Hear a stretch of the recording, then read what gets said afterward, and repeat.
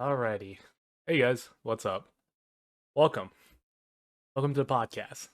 So, today we got a very special individual. You can you can kind of say like I'm a fanboy of this individual and that they produce really great music. So, enough of me talking. Let's go ahead and say hi and give a welcome to Aika. What's up, Aika? Oh, hello. Oh, sorry, I didn't know I was on. Hey. Hello, hello. No, you're good. You're good. But thank you. Thank you for Oh, coming on. I appreciate it.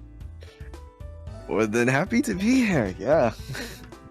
Yeah. So first of all, I guess the biggest question for a lot of people in the chat is, who is Aika, and how did that come to be? Yes. So Aika is actually one of my original characters I made in middle school, and so she became this avatar for my music. Now she's always been like this light-hearted, very kind, gentle person type character. And so I'm like, what better represents that type of music other than Aika? So that's how the Aika came to be, really. I just kind of wanted I guess yeah, essentially just an avatar to represent my music. And I've done that with IU as well, which is my side alias for my heavier music, and that was another original character that I made in the past. Probably in high school is when I made Ayuxia. But yeah, that's pretty much how Aika came to be. That's pretty funny though. I mean, that's kind of where a lot of, I guess, characters and names come from is your childhood, pretty much, like what you Yeah. created. Because trust me, unoriginal, but my username, it's honestly Fang Lee or Fang. I'll be honest, it's just my middle name. But a lot of people were I like, see. a lot of people were like, "Hey, you have a cool middle name." And as a kid, when you hear the word "that's cool," you feed into it. So A little bit, yeah. yeah, kind of got stuff. Yeah, like I that. also, yeah, I kind of chose Aika's name as to be Aika for, well, it also means love song, which I thought was kind of Oh, cute. okay. So, That's adorable. yeah. So when I first started out as Aika 6 years ago, I started off just making like very cute, energetic, very lighthearted music. And yeah, and from there I kind of just expanded, you know. Oh yeah. No, I mean, like looking at your music since like your SoundCloud days, like the very first thing you you posted, all the way up until like Dystopia 199, 100, Superstar, all that stuff. It's crazy. Like how 6 years. I'll be honest. I feel like 6 years didn't feel that long. It's to believe 6 years ago I was still in high school, so that I'll was believe me quite and a you time. both. Yeah, but that's crazy though, because definitely it's yeah, I started listening to your music probably like a month or two after you released Hi, I'm Aika. Yeah, you are a day one man. Thank you so much. No man, thank you for your It honestly music. means a ton that you actually stuck with me for the past 6 years, just listening to my stuff. No, Like, no. like that. That's all. That's all. Like, I don't know. It just means so much to me. You have no idea. Like Oh, to, man. to any artist, content creator, like people just being there since the beginning. It's Yeah. like, dang, you a real one, you know? No, I mean, as a fan, being able to talk to you, like, I'm like, dang, no, homie, you a real one. Because I'll be Goes honest, both ways. yeah, exactly. Because when it came to your music, it was crazy because I just found out what SoundCloud was too, and then because Spotify didn't have that many kind of like feature based kawaii music at that time. It was all YouTube. Oh yeah, And yeah. Around that time when I started Aika, that's when that scene started growing, started blowing up. Where it's Exactly. like probably its peak, honestly. Mhm. Yeah, and, like, me being a high schooler and like a certified weeb, like a really big weeb at the time, finding out what future bass was and like kawaii bass or something like that. Some cute music. Yeah, I don't even know what kawaii bass is. I'm gonna be real with you. Yeah.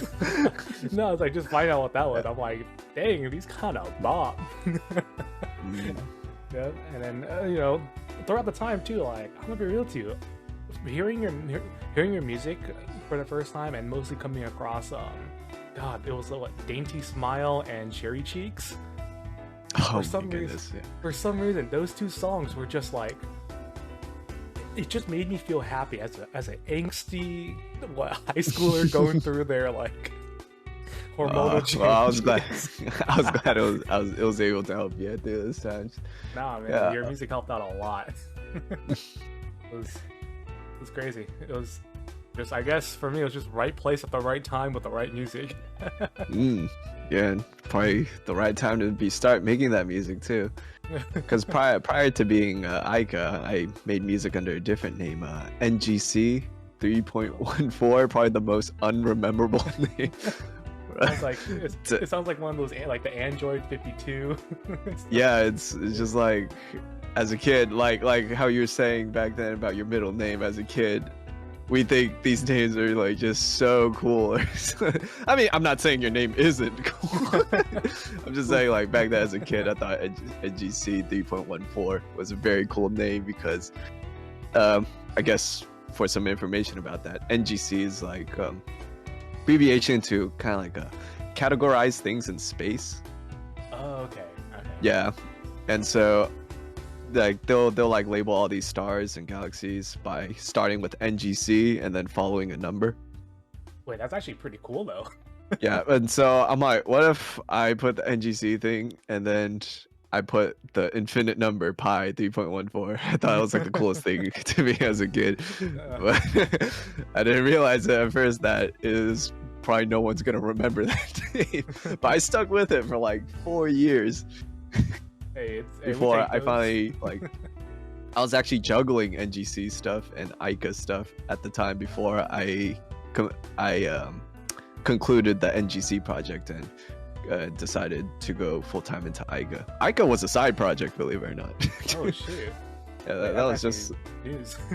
It's just something I just wanted to do for fun because believe it or not, I didn't really make that type of music at all.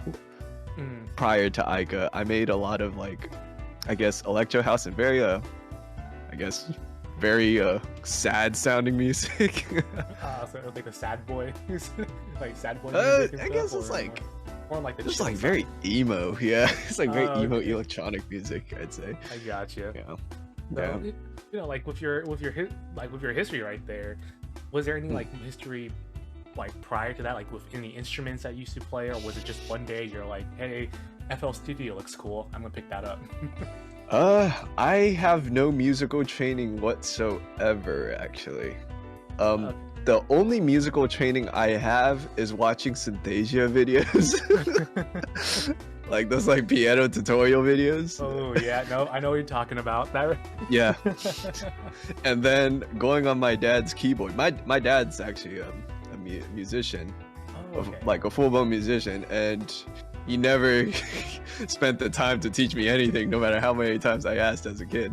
But, so I would go to his keyboard and I will watch those videos on like my iPod Touch, and I would just like try to play these songs, and I do not till this day know how to play any songs in completion, just like a few sections.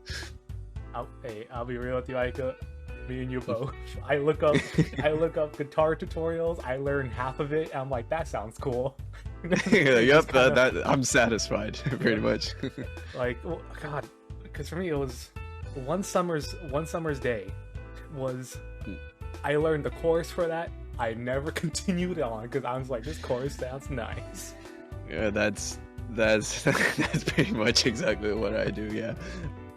As a kid, I don't got the attention span to just do it all in one go. Well, we got one similarity then. Yeah, honestly, I'm already impressed that I actually sat down a couple hours just to learn like maybe 15 seconds of a song.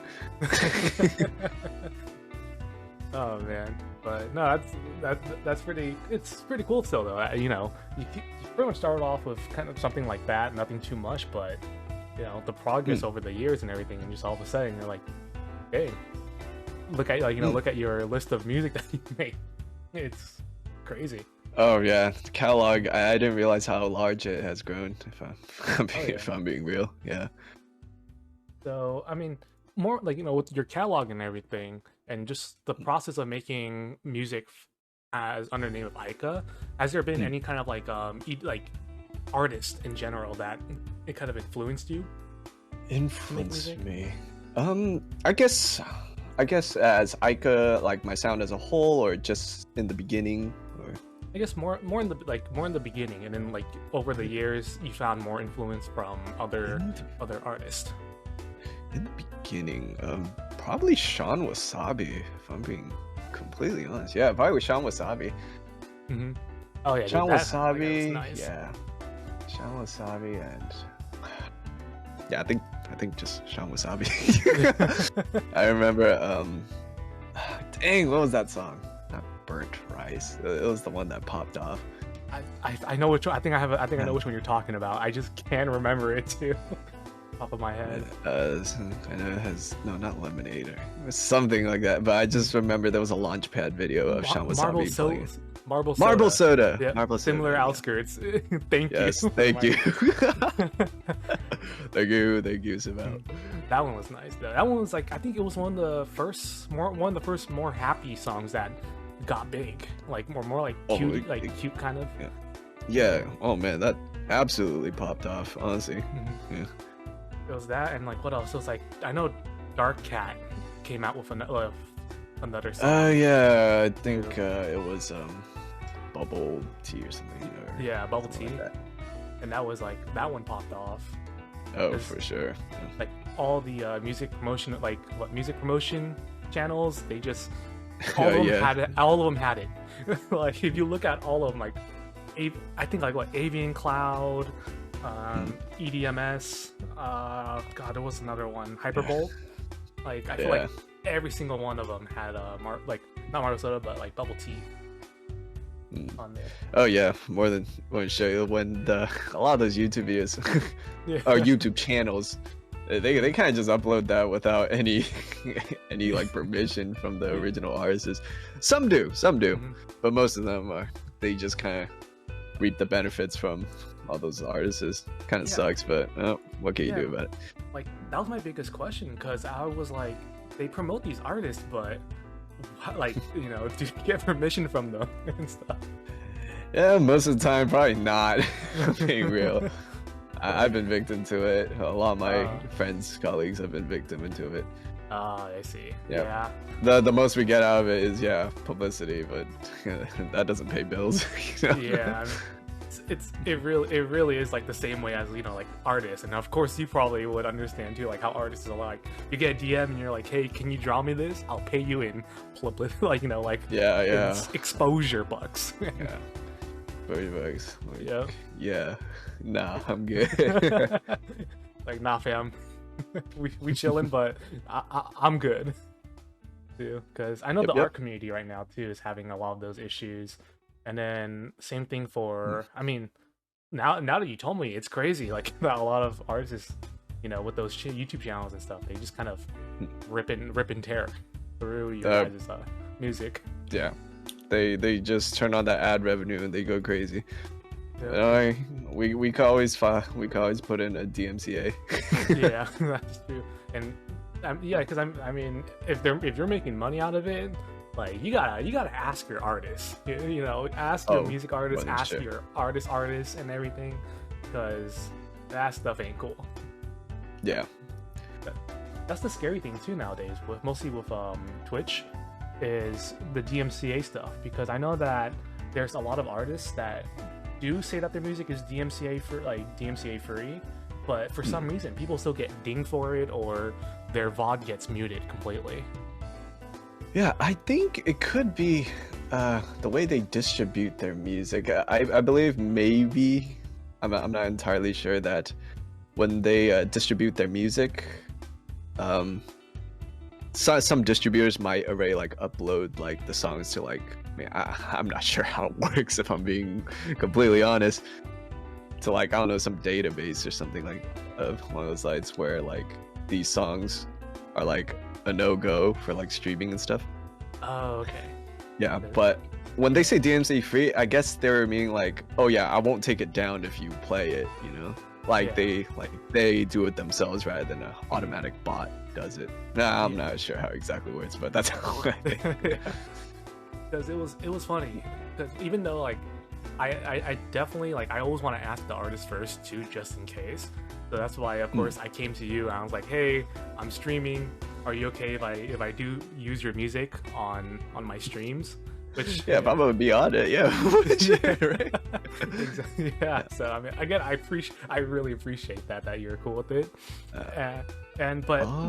Just recently, like when I did one of your reminder announcement videos, I had one of your songs from your Wildflower or EP, and it got dinged on YouTube. Oh, did it? Yeah, because I had it unlisted just because I had my voice actor friend voice over on it, but as it was uploading, it said that it dinged me for your song, and I was like, that's weird. Hey.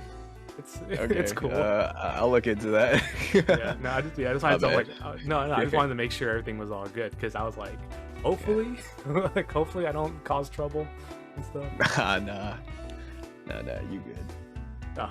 Okay, cool. Because I was like, can't wait to look at my mail next week, and just mail from YouTube saying that you're in trouble.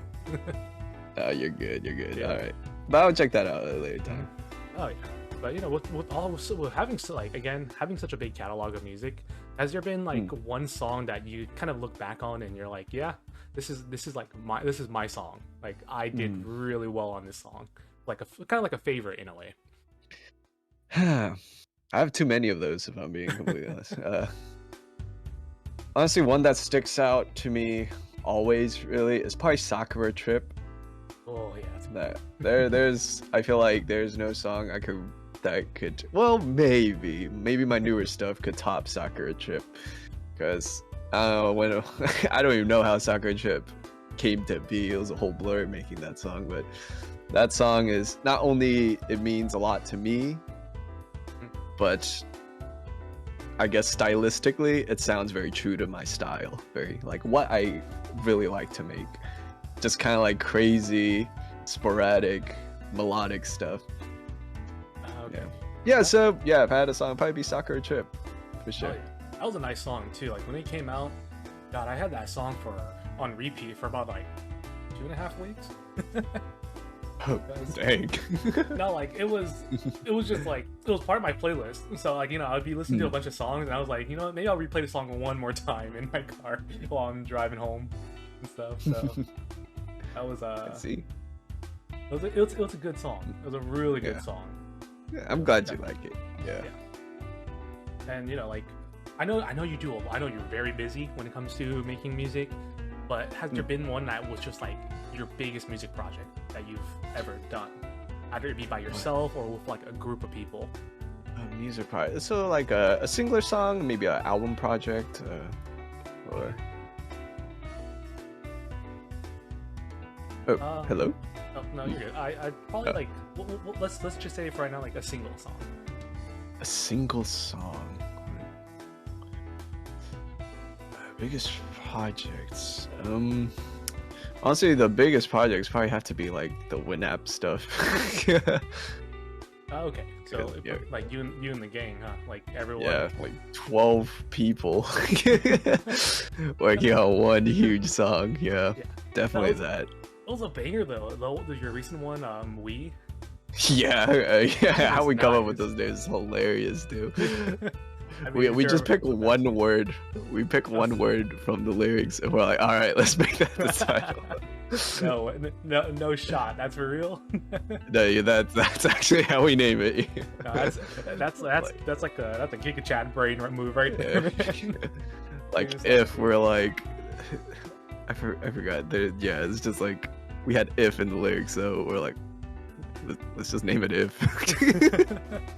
just might as well just close Like we your thought it was eyes. funny, but Yeah. we also thought it would stand out, you know. Yep, just it's like at that point you're just gonna close your eyes, just put your finger down, and you're like, "Yep, that's the word, that's the name, that's the title of the song." Pretty much.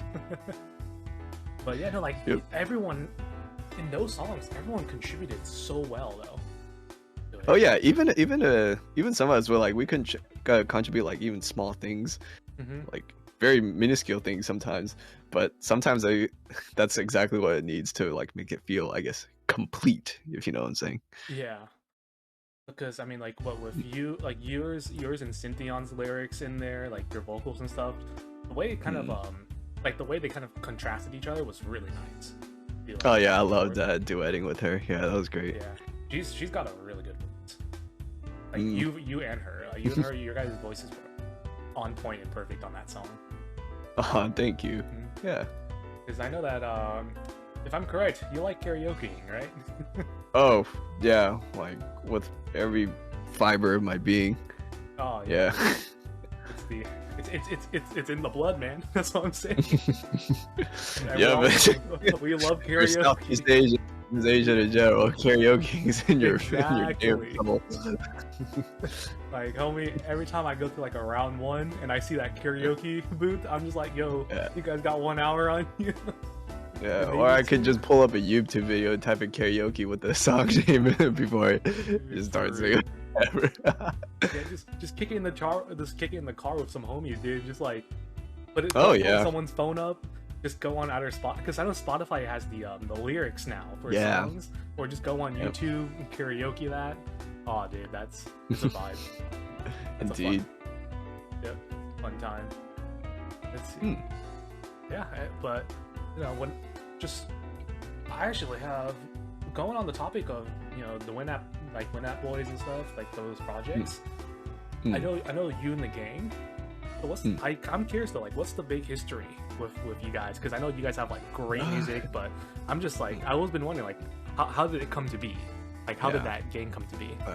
You could say there were multiple starting points, and then we just kind of converged onto like the Winamp point, I guess. Like we all started from different spots, but I first met Tenkitsune. They also make music as well. Mhm. And so I first met them online, and Oh. then I also met Trifect online as well. And it was just Trifect, Tenkitsune, and I, and like on our like Skype group, right? Oh, God, Like Skype. yeah, that's how long ago it was. Yeah, we're talking about Skype now.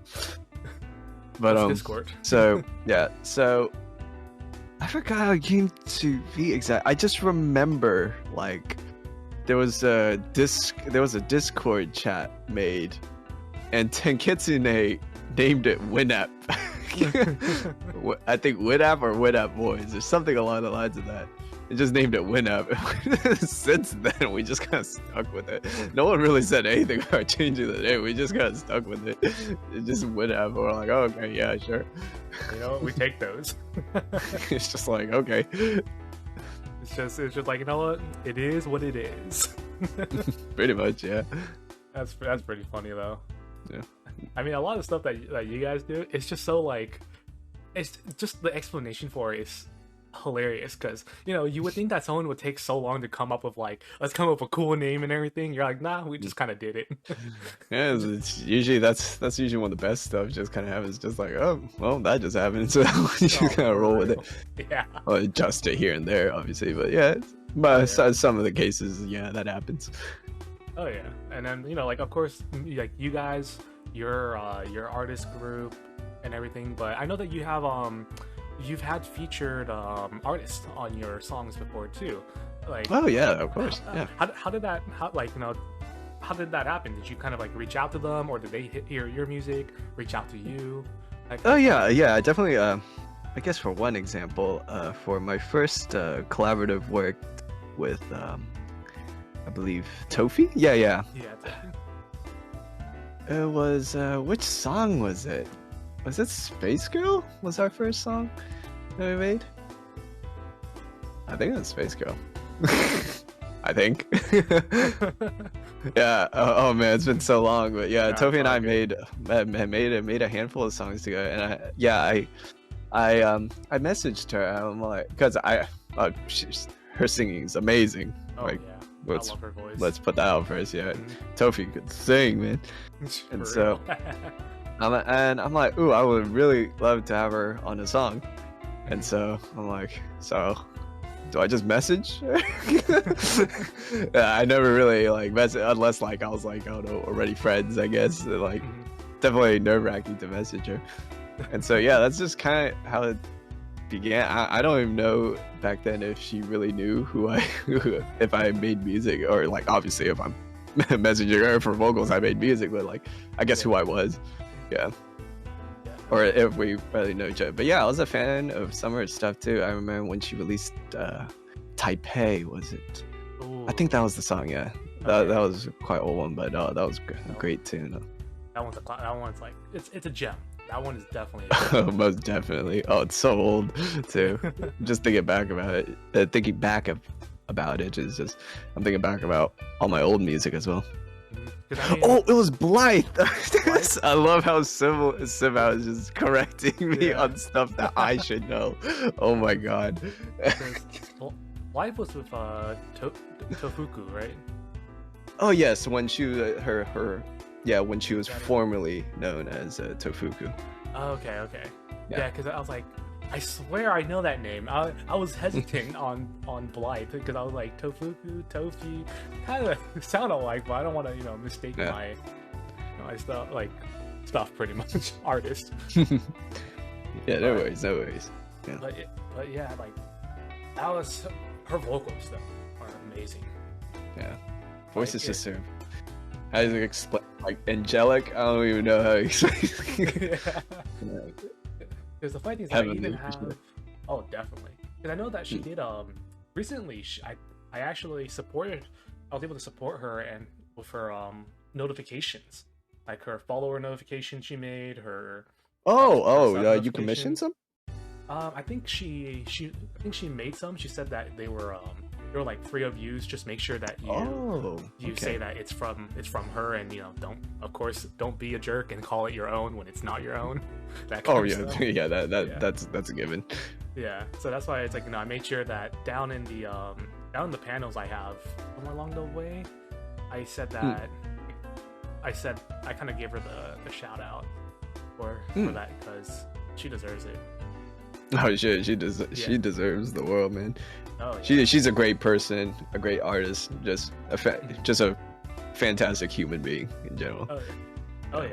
Because I know that one of your recent songs too, you got Bao to be vocals. Oh yeah. I collaborated with Bao. Yeah, Or- that was just me sending a message too. Yeah. Hey, that's pretty Yeah. cool though.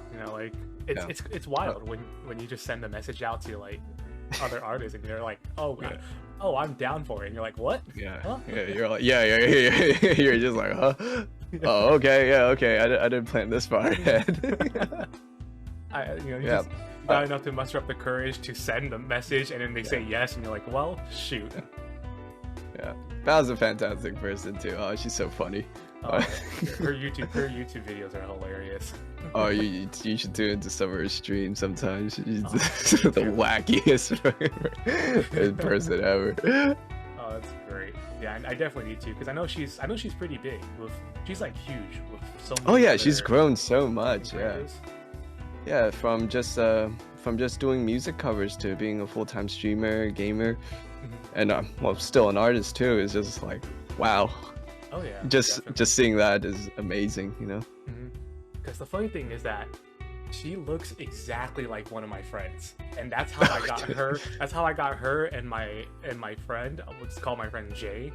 To like, Okay.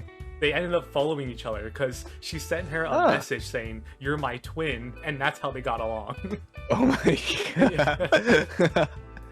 So it was crazy. So I'm like, dang it! I can't believe I just you just got in touch and you became friends with like someone that I really enjoy listening to their music and their covers. Yeah, you know, things like that just kind of happen. Yeah, like I said, it is what it is, right? Yep. But yeah, I mean, you've done this for 6 years, and again, I think you said that today marks the actual year 6, right? Yes. Well, technically Congratulations. yesterday, but Yesterday. would be the 6th year of me being Aika, really. Mhm. Yeah. I've been making music for about 10 years now, but 6 years as Aika. Yeah. 6 years today. Gotcha. Yeah, but congratulations on those 6 years at Hey, AIKA, and yeah, thank you. 10 I years didn't of even know it just was 6 years. music. Yeah. Oh yeah, one Yeah, hell of a journey, I'll tell you that. Oh, heck yeah. Yeah, but within those 10 years, like we'll say 10 years, or if you want to go down to like the 6 years as Aika, like by far, what would you say is like the hardest thing that you faced? Either making music, or putting a song that you kind of felt it was iffy, out there, or anything of that sort. Dang. Honestly, there were a lot of walls, mountains, I'd say, to really like overcome really difficult challenges. But the hardest, probably deciding if I want to commit to it. Oh, okay. Commit like if kind of finding value within my own art. Yeah, valuing my own art is probably the most difficult thing that I had to kind of like break free from, because when I started music, I had quite a low self-esteem with just in general, but with my music, I didn't like my music back then. Oh. For sure. I just started learning to like my own stuff quite recently. I'd say maybe 2019. Okay. Yeah. It mostly stemmed from setting really unrealistic standards for myself. Yeah. And because I don't reach those unrealistic standards, I kind of beat myself up for it, And so that was probably the hardest thing about this whole music biz, is trying to like my own work. I mean, I'm happy that you're able to, as of recently 2019, that you're able to overcome that boundary, and enjoy yourself more, right? Oh yeah, I am much happier than I was back then. Like just in general, really. Yeah. Yeah, I'm so happy for you on that part. Like, you deserve it. Like, you really deserve it. Thank you. Like that happiness. You and pretty much your whole gang, the whole Win Up Boys. Oh yeah, they're I couldn't ask for better people to be in my life, honestly. Oh yeah. They're great. Well, more than great, really. Oh yeah, because just like you just like the group and the songs like If and We. Just listening to those two songs, it's just crazy how much, like, you don't even need to know like all the artists in there, but everyone's just having a good time. Yeah. You just doing what they do. see all the character, all the colors, all the sounds of everyone, just putting a piece of themselves into it. Oh yeah, it's great. With you, you don't do just music, like you do like artwork too, which is oh yeah, it's pretty nice. A lot of the artwork that you post and stuff, like, dang, that's a lot. That's a lot of time put into it, but it looks good. Thank you. Yeah. Yeah. Art's a whole different journey too. That kind of picked up along the way. Yeah. Yeah. Because when I showed your artwork to reference for my friend, she saw it and she was all like, she loved it. She was like, this is nice. Like, I'm glad that she likes it. She was asking me, like, did Ika commission someone, or is this their own artwork? I'm like, no, this is their own artwork. And she's like, holy, like, she was telling, she was like, kind of all over chat. She's like, holy crap, that was so, it looks so nice and everything. And I was like, dude, it does. Oh, that means a ton. Honestly, I still feel a little insecure about my art. I know it could be, well, obviously anything could be better, but like, yeah. But yeah, that really means a ton for her. Thank you. Yeah, it's a lot of it's always improvement every time, man. Going to the past and looking at it now, it's like, I think that's the best thing about having so many years of just practice and repetition and everything, is that you can look back and you're like, man, the growth over time. Oh man, yeah. it's pleasing. It's not only like aesthetically pleasing, but it's just that sense of accomplishment in a way. Yeah.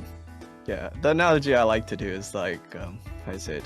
It's as if you've been climbing a mountain for the past how many years you've been doing whatever you've been doing, and just kind of looking back to like, oh, the small little hills that you thought were like incredibly difficult, but now you're all the way up here, you know. Just looking back and reflecting how far you've gone, it's always nice. Oh yeah, it's a good feeling, and again, you know, so I'm so happy for all of you guys, like you listening into a lot of your music, a lot of Kotori's music, Soba, Zintheon, Tenetsuki, is it Tenetsuki? Tenkitsune. Tenkitsune. Okay, I had the hardest time pronouncing his name to my friends. But you know, I was like, you know what, just listen to his song. Listen to their song, and I was like, okay, you know, like, oh, you're the guy, man. Yeah, Trifect too. Like, Trifect it was you and Trifect were actually the first two to introduce me into this type of music, which was pretty crazy. Yeah, I started with what was that collective? Moe Collective. Oh, yep. There goes the memory. You just struck. Yep. All the way back then. Oh man. God, I gotta look back at my SoundCloud like list now just to see how old everything is too. I think roughly 6 years. Yeah, 5-6 years. Yeah. Oh man. But yeah, you're like with a lot of your art stuff. Did you like kind of start your art stuff when you were doing music as well, or did that come along maybe like later on? Yeah, actually, I guess looking back on it, I've always drawn as a kid, like doodled like weird stuff. I even drew like little like, so I would like get like 3 pieces of paper, fold it, staple it on like at the edge or something, to make it like a book. Wait, that's actually pretty cool though. And then I would like draw like little comics and stuff. Yeah, it's like a 6-page comic story. So I would draw a lot back then as a kid. Oh yeah. And that's pretty cool. Growing up, I wanted to be like a painter, like a fine artist, stuff.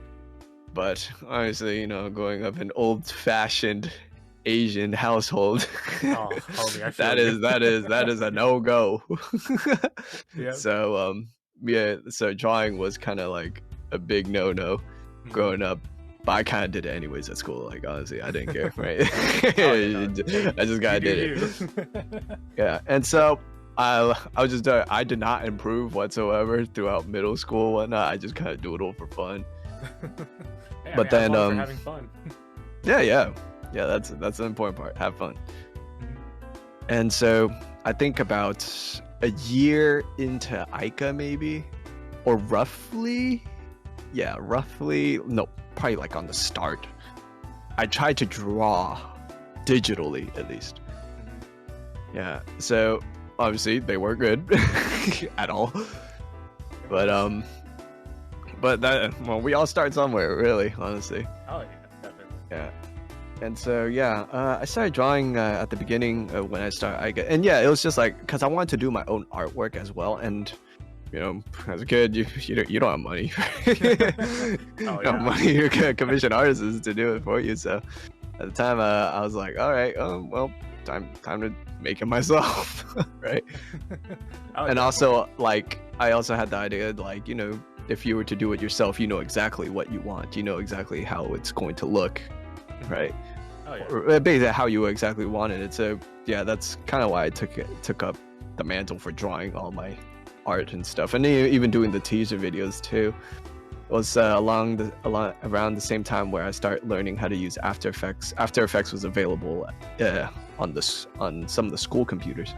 Oh, really? Where I went to. Yeah, when I was in high school, it was like a very artsy fartsy high school, you could say. Okay. That's nice. So that shit. Yeah, they had like all the media art stuff. So I messed around in After Effects at the school, and that's how I learned how to do my own videos as well. Oh, nice. Yeah, because I mean, they're pretty clean though. Like mostly the recent ones, like with Dystopia 99, Dystopia 1. Oh yeah, those ones are cool. Yeah, I had a clean. blast making this. Yeah. Mostly the little the little story you put in there too for those two. Oh yeah, the comic page. Yeah, that was different. Yeah. Yeah, that was wild. Like when I saw that, I was like, "Yo, you got a whole story going." Oh yeah. Oh. Well, let me tell you about my music.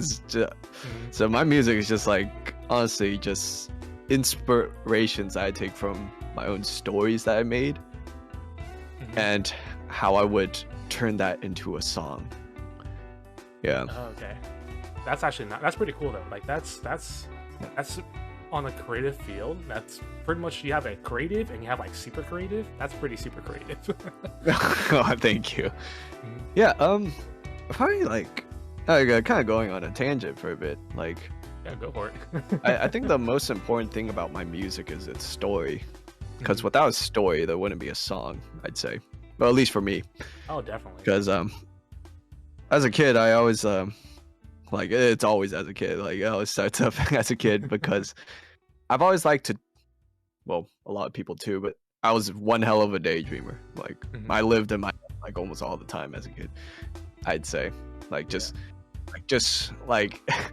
for example, like I'd be done watching an episode of Naruto or something, right?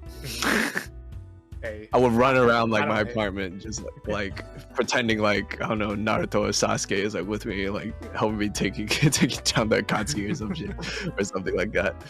Nah, dude. No, hey, listen, you're not alone on that. I was one of those kids too.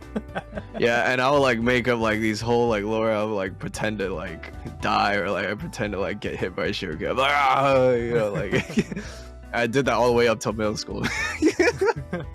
well, like playing with friends and stuff, but not really kind of play by myself. Well, it kind of sounds sad when you think of it that way, but yeah, that's all good. Yeah, I mean that stuff is it's nice in a way because it does build up that creativity, and it does kind of like it's a good way to start. And that's what, because I know nowadays if you talk to a lot of the younger kids, you know, you ask them what they watch. You know, they watch. Yeah, they're on their phones all the time. They're on like, you know, Fortnite, TikTok. Yeah.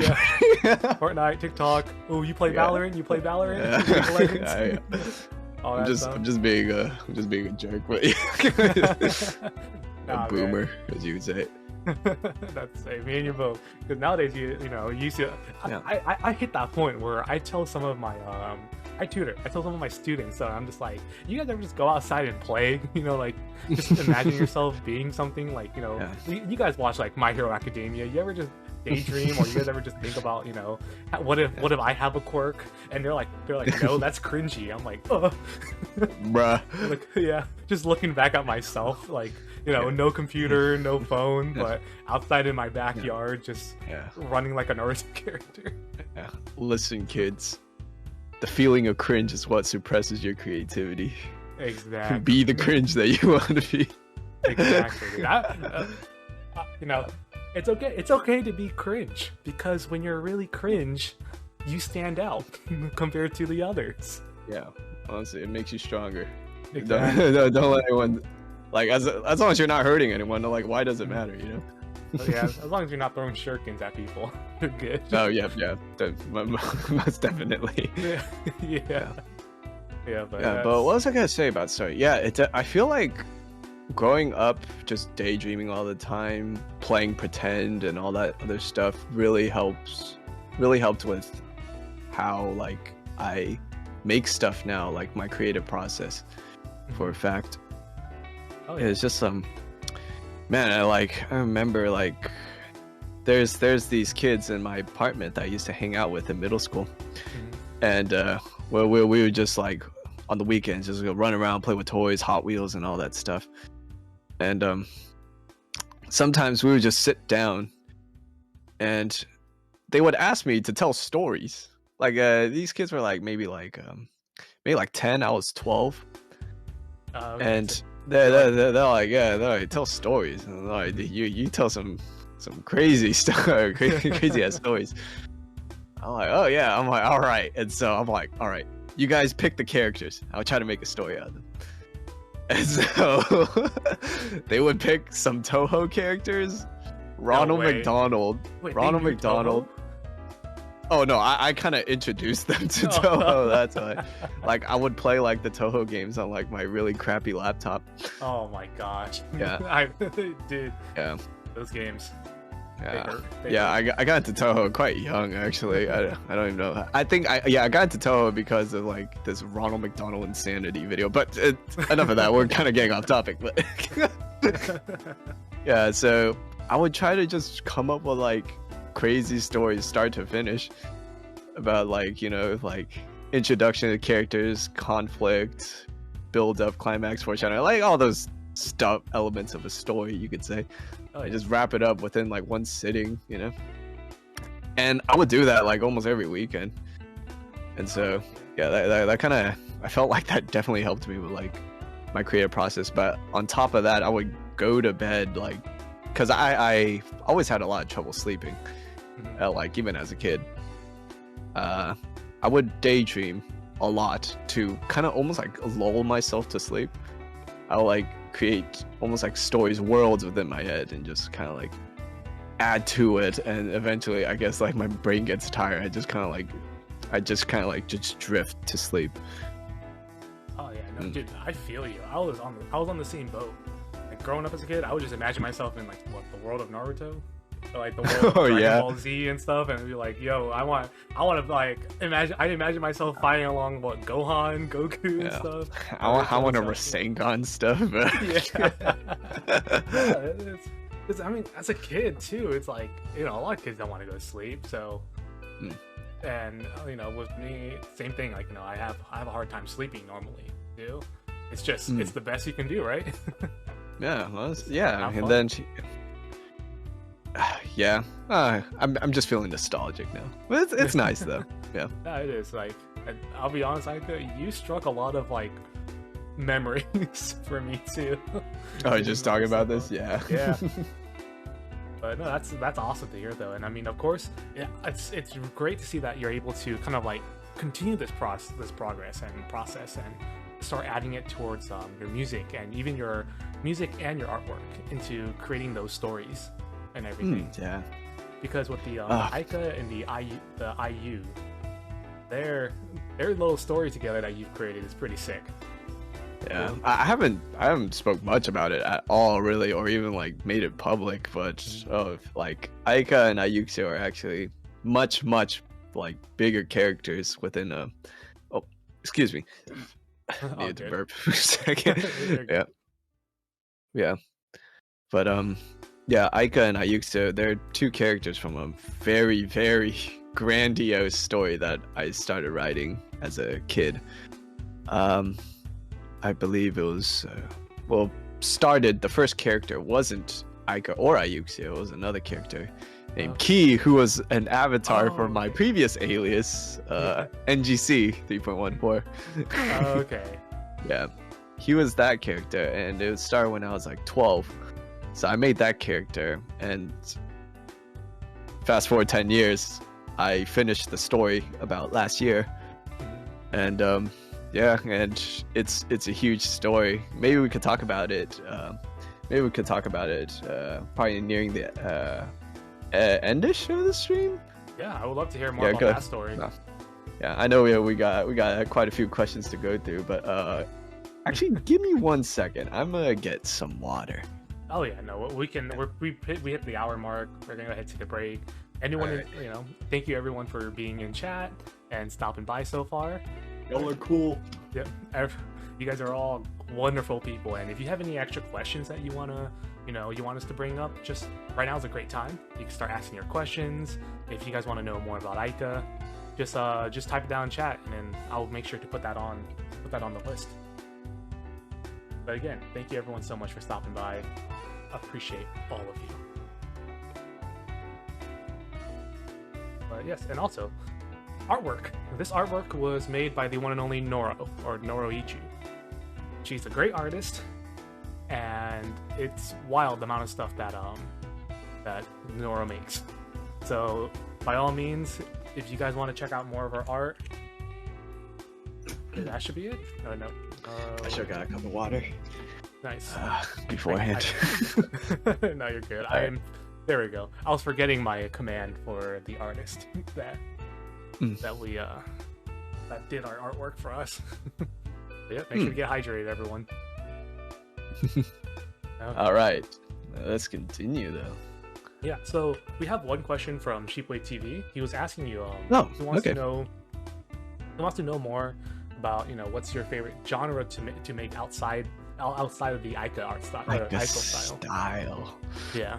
Dang, the AIKA style has it started from just making like very cute, like bright future bass to whatever I'm putting out now. Is just like it's just so many like sounds now. But if I were that's hard. I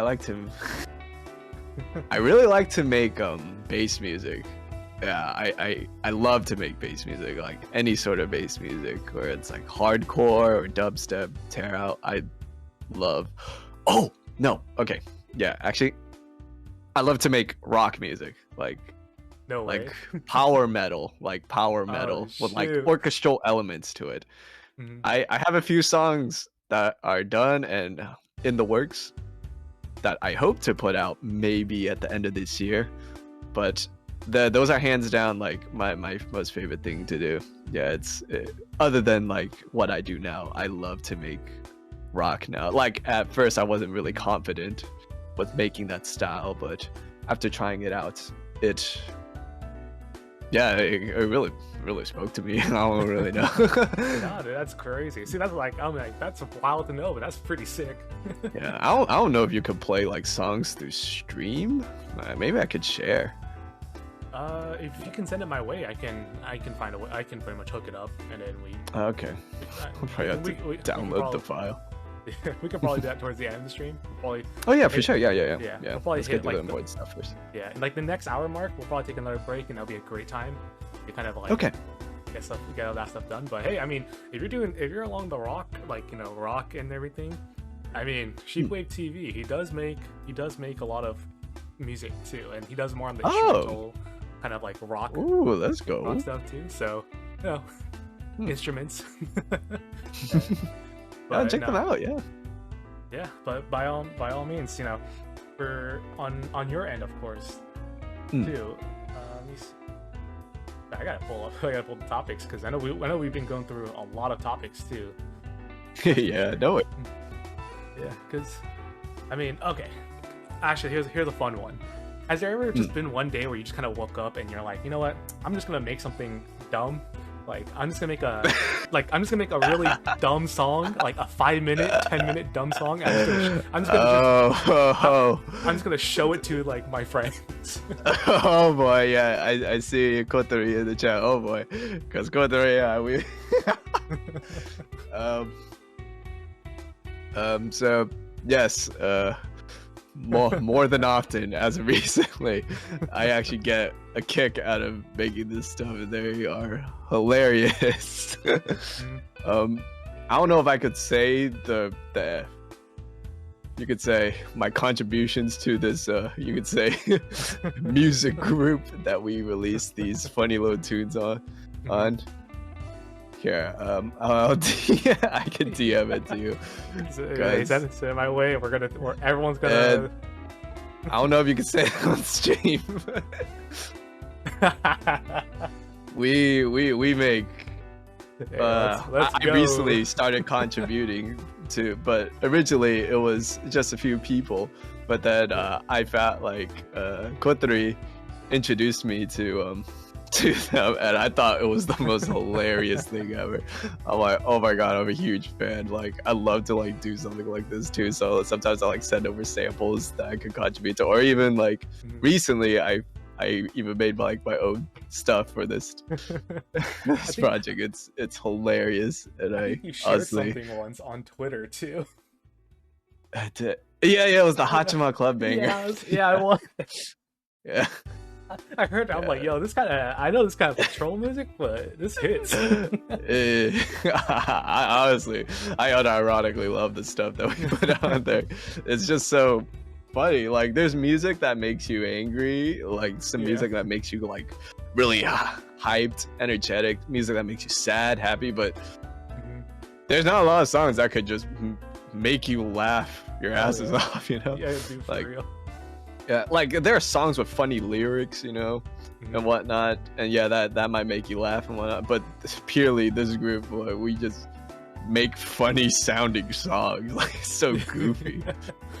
No, a little story on my end is Sheepwave and I we what we met up in Utah with a couple other friends, and let's just say if we wrote a song about a Ford F-150. that stupid Ford F-150. Yeah, you just gotta pick a topic and try to make something out of it. Yeah. And something like it's like a breakup song, but it has the Ford F-150 in it. It's like songs like that is just like when you can just sit down and just have fun and just crack up. I think that's like the best. That's like the best music. Yeah. You think to yourself after, you're like, are we sane or are we the insane ones? No, we're completely sane. We're just having a good time. Unreliable, unlike my Ford F-150. Yeah. I see.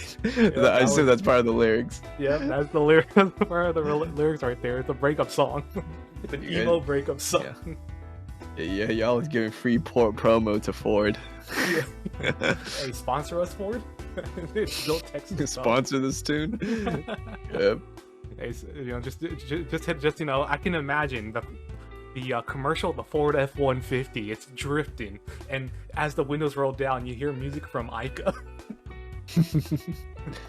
You hear that, you hear that soccer trip, where you hear the Dystopia 99, 100 booming.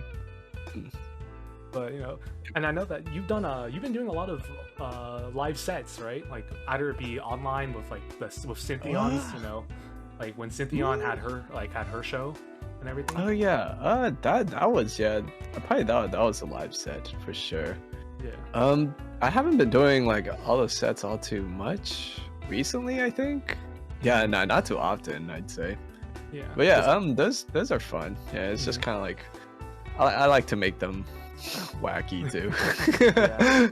Because I remember that in 2019, you also did one for what was it, Transmission? Oh wait, yeah. Yeah, Oh, Transmission was so fun. Yeah. Shout out to Maid Closet, by the way. Yeah, thank you for saying that up. I can't wait for them to set up another show, like either just to attend or even play out there again. Like it was just so fun to have all the friends. Just like a great community to be together and just jam out. Because it was you in the Win Up Boys, right? That were all there. Oh yeah, almost all of us were there. Oh, almost. Yeah, I think we were missing just like 3 people. But yeah, that was so fun. Yeah, so I mean, just it's gotta happen sometime, like down the line. But what's the have you ever had like a crazy interaction with like someone, like a fan, during that, or like either they be in person or it'd be like over DMs or online, where you just kind of look, you take a step back and you're like, this is like. I definitely get some crazy DMs, but in-person stuff, no, they're rather tame. Yeah. That's good. Yeah. No, thank God, right? Yeah, thank God. I guess we'll go with the tame stuff. Probably the most, usually the most interactions I get are actually really, really pleasant, really normal. Like they ask for photos, they tell me like what they like about my music, how long they've been listening to, and we just chat a few times, and then we just kind of go our separate ways. And it's great. That's good. But heck yeah. Yeah, the DMs. Oh man, that's a whole nother story though. Yeah. Just because they're behind like this veil of anonymity, or like they're anonymous behind like this. They think they can just say whatever the hell they want, right?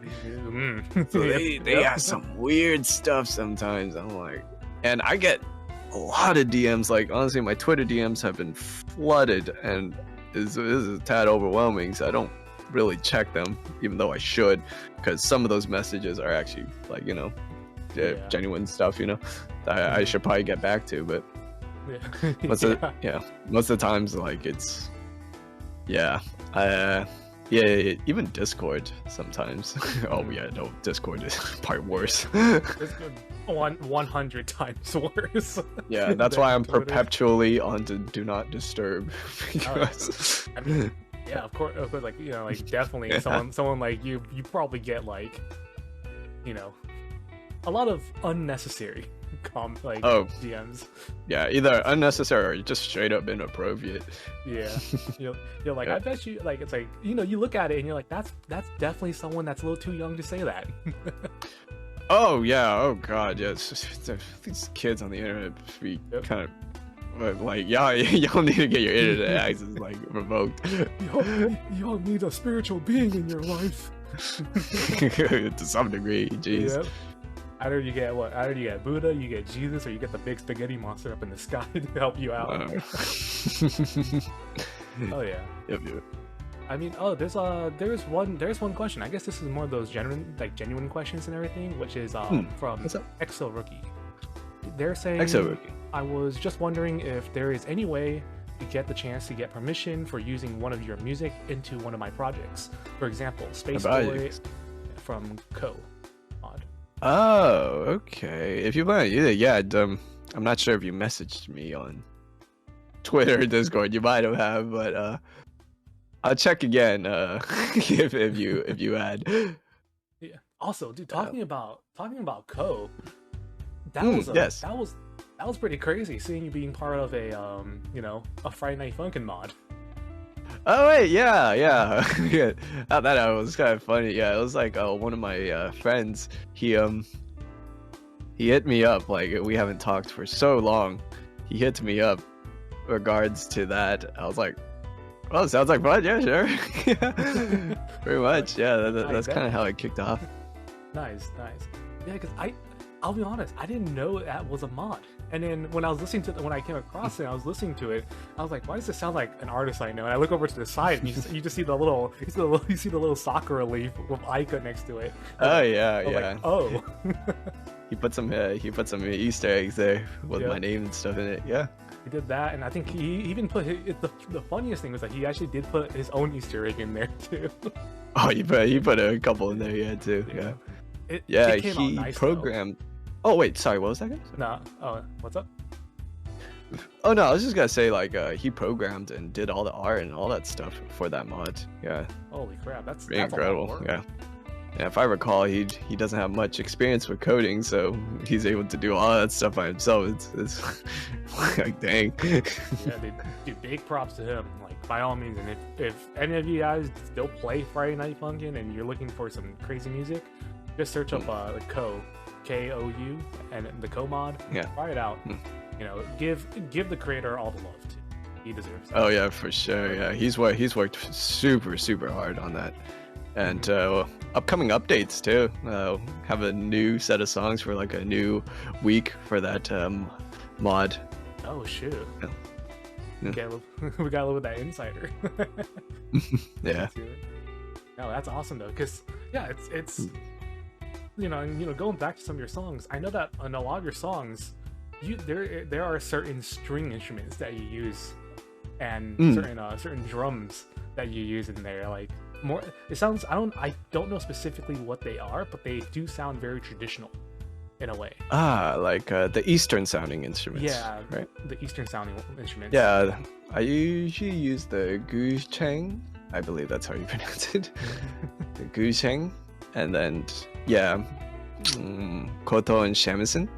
I use those a lot, especially in the beginning of my music stuff. No, but I'll be honest, like, your use of it is, in those songs, it's beautiful. Like, thank you. In a way, just hearing that start, I don't know why. I hope it's just not me, but I get those, like, the shivers, like this is gonna be a good one kind of thing. Yeah, I really, I don't know. The best way to describe how I like to write those melodies, specifically with those instruments, I like to make them almost like as if they were like dancing. Oh, okay. Yeah, I don't really know how to describe it other than that, but I like to like make my melodies dance. No, I mean that is a pretty cool way of putting it, because dance, like, when you dance, it's got to be, you can dance alone, but you can dance with another person. But being able to do that's a lot harder, and you being able to do that, it's pretty insane. Yeah. And hey, it works out pretty darn good. Yeah, glad you like it. Oh, of course. Yeah, and then I know that even though there's been a lot going on these past few years with like quarantine, the C word and everything, because you can't say it on Twitch, because I think people have gotten in trouble saying it on Twitch. Oh wow, okay. Yeah. But you know, with that going on, I know that you've also been to you went to the Porter Robinson, and oh, a Second Sky Fest. yeah, Yes. Sky Fest. Dude, it looked nice, and what I love about it too is that you have to have a proof that you are either vaccinated or you are negative, which is like that. Out of all the live concerts throughout the year, like these past 2 years, I think Porter is the only one that I've seen that requires that. And I was like, well, at least Porter knows what's up.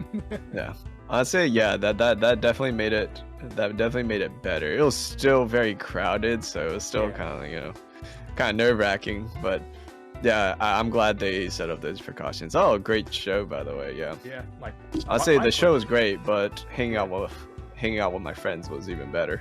I'm being completely honest. Yeah. Like how, like, in a way, like, was there anything that was like, you know, it's a live show. There's definitely crazy stuff that has happened. Have you ever? I think you posted a Twitter pic about. Oh yeah, the Second Sky piss bottle. Yeah, the Second Sky piss bottle. I was like, yo, there's no way that you just. Oh yeah, there were a couple around looking around. If I'm being real. Was it just there, or did someone actually like yeet it in front of you? I'm pretty sure it was just there because, oh man, like to get from the center of like the crowd to the restrooms, the bathrooms, it took like 30 minutes. Like the density of the crowd was just ridiculous. There were so many people, and so I guess people had no choice but to. Yeah. Hey man, I am not missing out a second of this set. Yeah, they didn't want to miss the set, so they just did their business there. Gotta do what you do, right? Just don't drink it. That's not Mountain Dew. Oh god, no. Yeah. Yeah, but it's because every time watching those I'm watching a lot of Porter Robinson's like live sets and everything. Everyone that's gone to it, like even my buddies that have gone to it, they say it's like a spiritual experience there. Oh yeah, very, very, very emotional. Yeah, it's great. Yeah, because watching through one of his Second Sky sets, I'll be honest, even I got emotional watching his the part where he started playing Mother. Oh yeah, that was very heart touching. Oh yeah. Like I'm just like, damn, his music is an inspiration. That's for sure. Oh, I can't think of anybody more. Well, other than probably Skrillex, I'd say more inspirational than Porter, honestly. Yeah, especially within the electronic music scene. Yeah, Porter, Skrillex, probably a few others. They paved a way for the direction of music that it is now, especially in the electronic scene. Oh yeah. Have you been to any other like big events like that, or is it just so far it's only been the Porter one? I remember in Vietnam when I was straight up just visiting family. That was the purpose of the trip. For some reason, Zed was playing. Zed was playing in Vietnam? Yeah, I think that was like in 2016 or something like that. And I was like, what the heck? And my cousin's like, oh, we gotta go see Zed. I'm like, okay. So we saw Zed. Yeah. Nice. Yeah, that's actually, I mean, talk about timing. What's up? No, I just talk about timing on that. Oh yeah. Oh yeah. And all of a sudden it's like boom. Zed. Okay. All right. You know, I'll be down to listening to what Clarity, Spectrum, bunch of other stuff. Yeah. No, it was fun. Yeah. I'm not too big on shows, events. Actually, though. Oh man, back in high school I used to go to a lot of shows though, but ever since I hit the prime age of 18, I stopped going to those stuff. Yeah, I don't know. I think it really is just the concept of, you know, we were young. Yeah, you know, I say that as we're like what in our I know we're still like 20. It's just like the good old days. 20s. Yeah, our early 20s. Like, you know, we speak as if back in our days we just kind of when it's only been like 4 years ago. Man, you know, of course, going back to your creativity and your story thing. I mean, we talked about it a little bit before the stream started, but D&D. Oh yes, Yeah. D&D, one of my most favorite things, honestly, to do. Yeah. One of my most favorite activities of all time. I mean, like, if I had more time and energy to do it, I'd play D&D all the time. It's so great, and honestly, it helped feel, because my Quixotic album was inspired by a campaign that I held. I wrote a complete original story for this campaign. Oh wait, that's wild.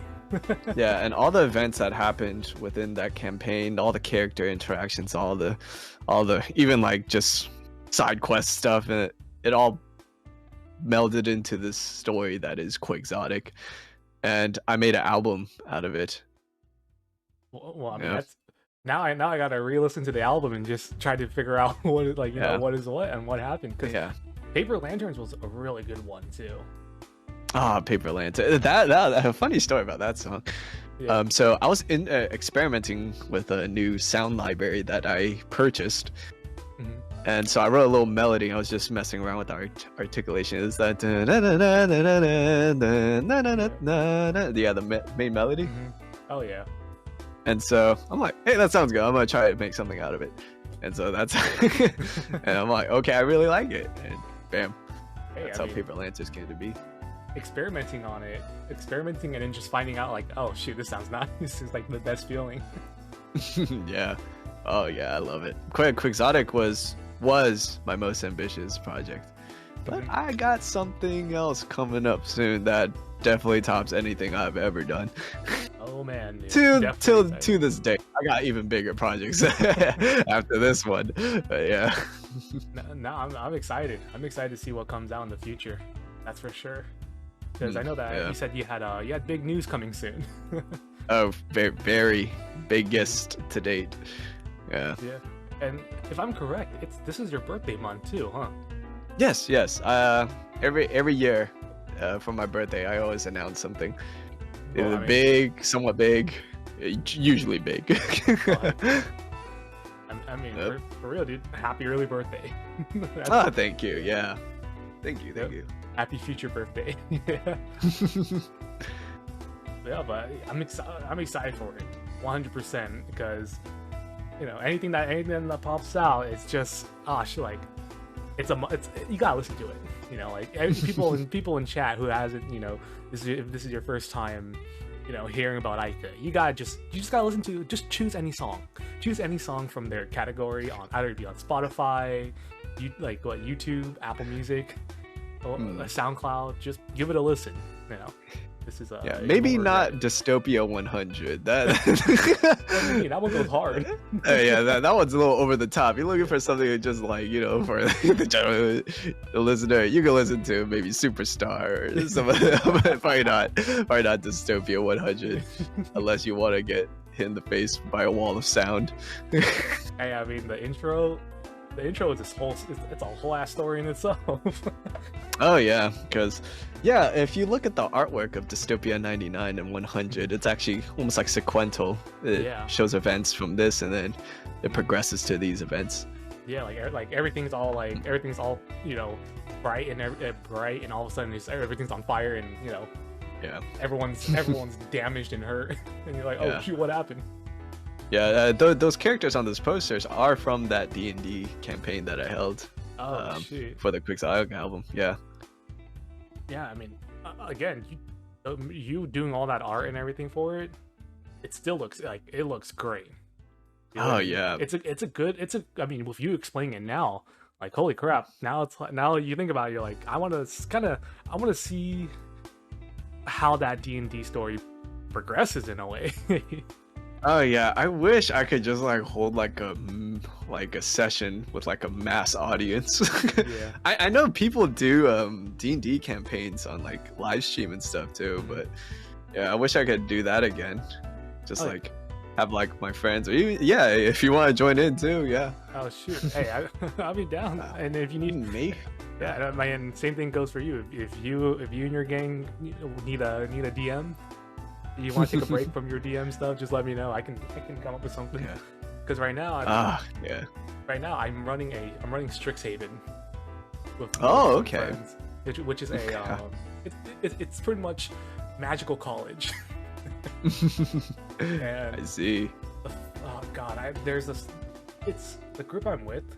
Normally in my own homebrew campaign that they're part of, they're called the Oddities, and it's sheer chaos. Yep, that's what entails in D&D chaos. Yep.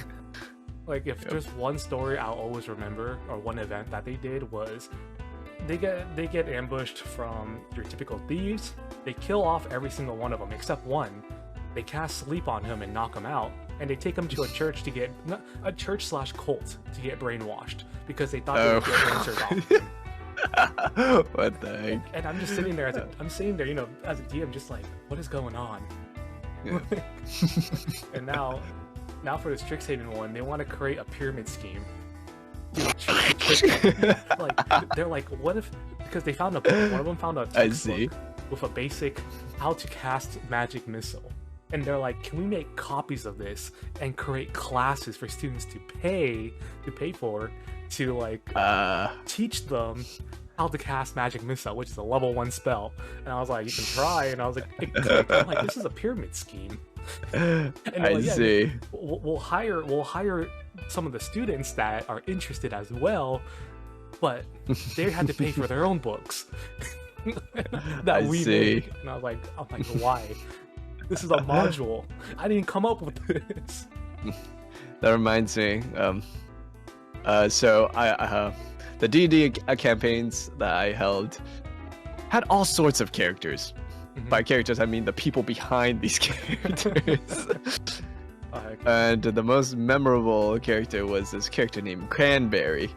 Oh boy, I love him already. I let people have full reign. Yeah, for people that just tuned in or are just tuning in. Yeah. A lot of nerd talk right now. We're just talking about Dungeons and Dragons. And how it actually helps me with my writing process, actually, because it's so much creative like energy that just flows through in D&D campaigns that I'm able to like create even more stuff just from holding these campaigns. Mm-hmm. But essentially there's this character named Cranberry, and I kind of gave the players free reign on how or who their characters were. And one particular person created Cranberry, who was a sentient Red Bull can. No way. And this Red Bull can later became a main villain. Literally like separated from the main group, became literally like sabotaged the main group. I had to like hold separate sessions because of that. It was like, and it was a nightmare of its own, but it was hilarious as well. Yep. And honestly, that chaoticness, I really that chaoticness really drives me, you could say. No, I'll be real. That's the best part about D&D, though. Yeah, for sure. It's just, it's not your typical let's go save the kingdom, let's go stop the villain. It's it could be anything. At the end of the campaign, sometimes the group can ask themselves, "Hey guys, are we the bad guys?" Yep. Or the typical SpongeBob scene. We did it. We saved Bikini Bottom, and everything's on fire. Yep. But hey, I mean, I wouldn't say it's off topic with the nerd talk on Dungeons and Dragons, because for you, you've come up with such great songs because of your sessions and everything. Oh, thank you. Yeah. But honestly, I think the stories are even better than the music itself. I feel. Oh heck yeah. Because from what I could tell from at least the stories that I've like told through these D&D campaigns, or just in general, like I was able to keep players there, like not out of their own will. They stay there. on their own volition because Mhm. they like the story and they like the content I was trying to put out. Oh yeah. And like I remember a D&D campaign I held a few years ago based on Ad Infinitum. I don't know if Ad Infinitum is Yeah. I think did I talk about it? No. Oh yeah, I was talking about how Aika and Ayuxa were related to the story. Yeah. So to Ad Infinitum, and so I held a D&D campaign based on Ad Infinitum, and for like I think about like 9-8 months straight. It first started with like maybe 4 people, and obviously D&D is only like 3 to 5 people, but with our homebrew rules, I had like 10, maybe 13 people playing. Hey, let's go. A 10-player DM game. Yeah, and we like how we hold them is like through like Google Docs. Well, like we had these Google Docs. Yeah. Where it was like essentially our character sheets. and like I had access to all of it. Like there are other websites that offer that too, but well, we don't want to pay, right? Oh, definitely, yeah. And so I held it for 9 months, and originally it was supposed to be held once a week. Once a week, Friday evening. Yeah. It eventually came to, if I'm online, we're going.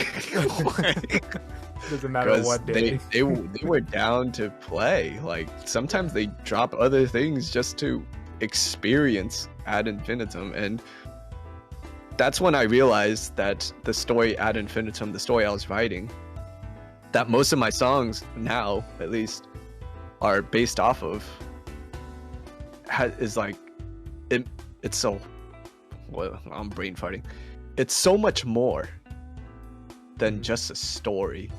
Oh yeah. Because all the people that stayed playing stayed for the story, like not only with their own characters but like everything else as well. Oh yeah. I'm like, wow, I need to put out Ad Infinitum as soon as possible. But I just didn't know what medium, so I've been telling the story parts bit by bit through songs. But obviously no one knows what the heck it's about. It's just these songs.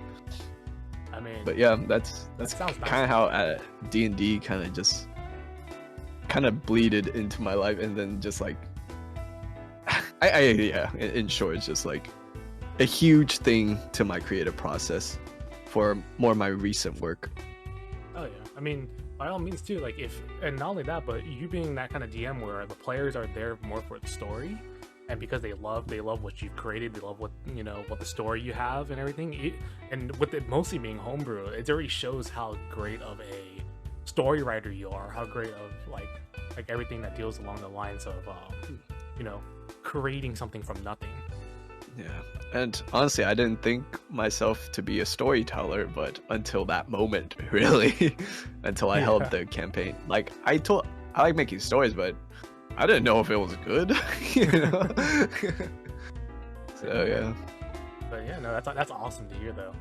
Yeah, I'm excited. I'm excited to see what else what else comes out of it and everything.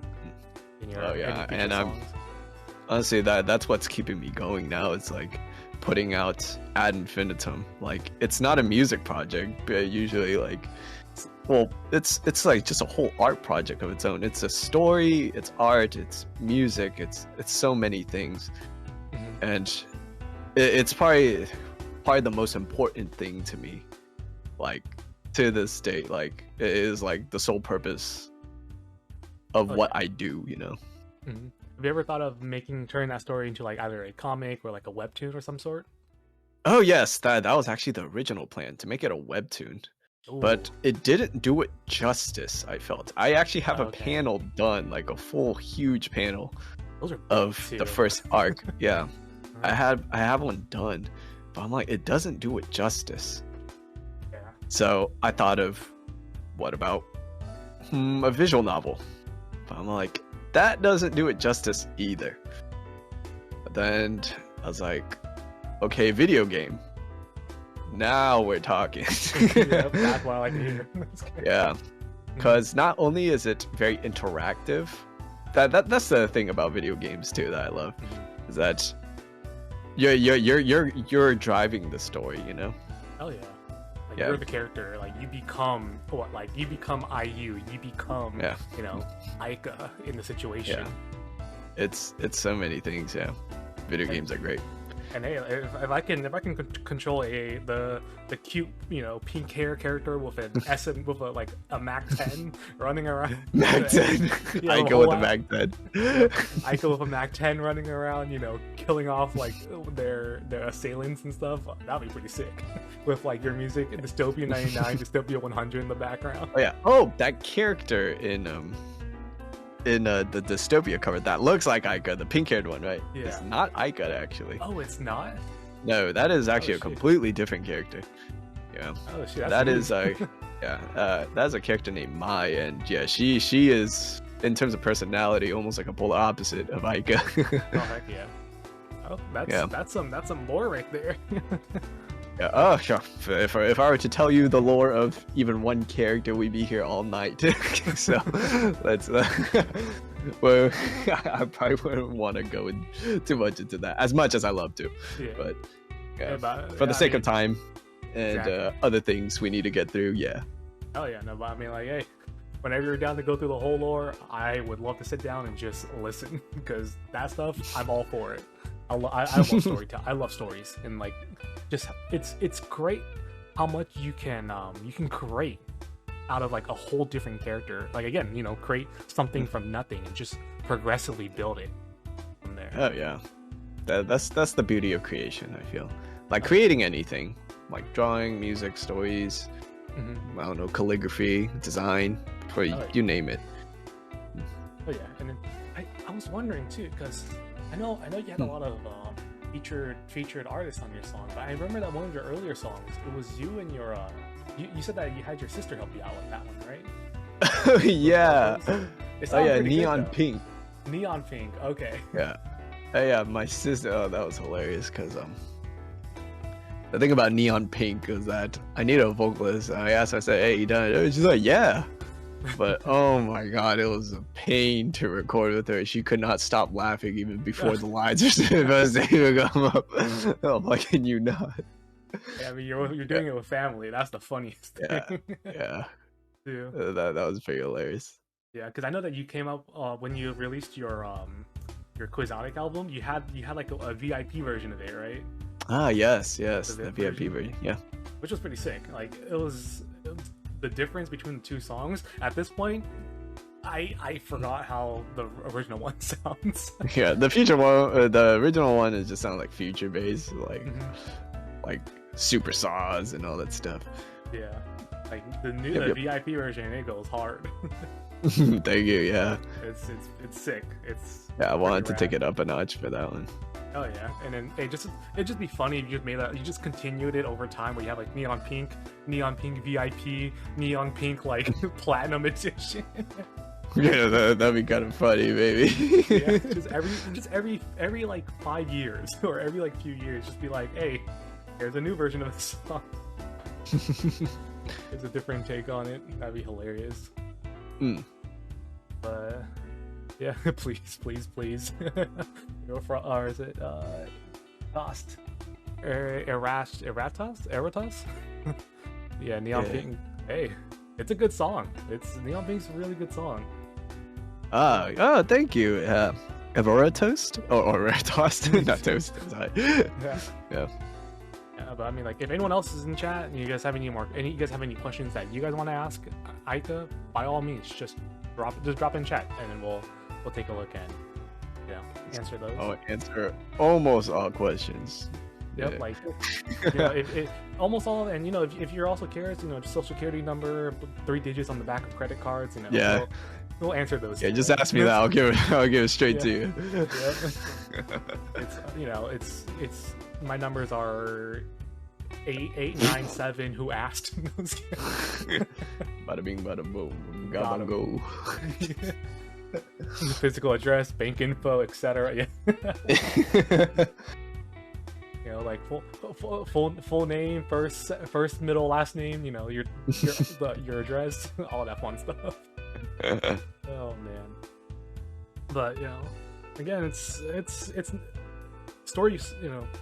Story creating and your artwork with your music. Have you ever tried doing anything that was like anything else in the art field? Like I know you brought up calligraphy in a way. You brought up like anything other than just music and art that you've tried to kind of dabble your hands into. Oh, game development is one. I feel like that's an art form of its own. Oh yeah, definitely. Yeah, because it takes a lot of other elements of art and puts it onto this like sense of code and program, and it tells a story or even a narrative of some sort. So there's that. I've also did sculpting for a bit, but that was just for fun. I just made like the most god awful things. Was it like a Kirby with oh no, I made like I made like a grail. I made like this grail type cup thing with Hatsune Miku's face on it. It looked Jesus. Horrendous. It had her pigtails too. So just, typical Mother's Day comes along. Here you go, Mom. Happy Mother's Day. I have no idea where that grail is now. I actually kind of sad that I lost it. Oh, it looks so scuffed. Hey, but that's what makes it look cool, though. Yeah. Other than that, I've always kind of been artsy fartsy. I kind of dabbled my feet into a lot of stuff, really. I guess I did dancing for a time. I used to break dance in middle school, and even like I did some choreographies with my sister and like this dance group local around here. Oh shit, that's pretty sick though. Yeah, I guess you could say martial arts as well. Ooh, martial arts, yeah. Hey, get that. I did. Yeah, I did judo. Well, barely any judo growing up, but the most of the things I did was taekwondo and kickboxing. No, kickboxing. The other way around. Yeah, kickboxing most of the time, and then taekwondo. Hey, nice. Just at least most of us in here know that if we were in a kerfuffle with you, we'd probably get our butts handed to us. Well, I haven't practiced in a very, very long time. That was like growing up through like probably like middle to high school. It's when I did those things rather out of not really. I didn't really have a choice, and parents just kind of put me into stuff that they think was necessary. So like, you need to learn the piano, you need to learn a type of martial arts, Yeah, they tried to put me in karate. That sucked. That's like the first thing every parent tries is put them in karate. What the heck are we gonna do with karate? Other than just do weird punches in front of a mirror for like an hour. Yeah. Well, like, hey mom, I got my blue belt in what? I don't know. You just paid them for like, I don't know, every month or so. I got this now. Oh, yeah.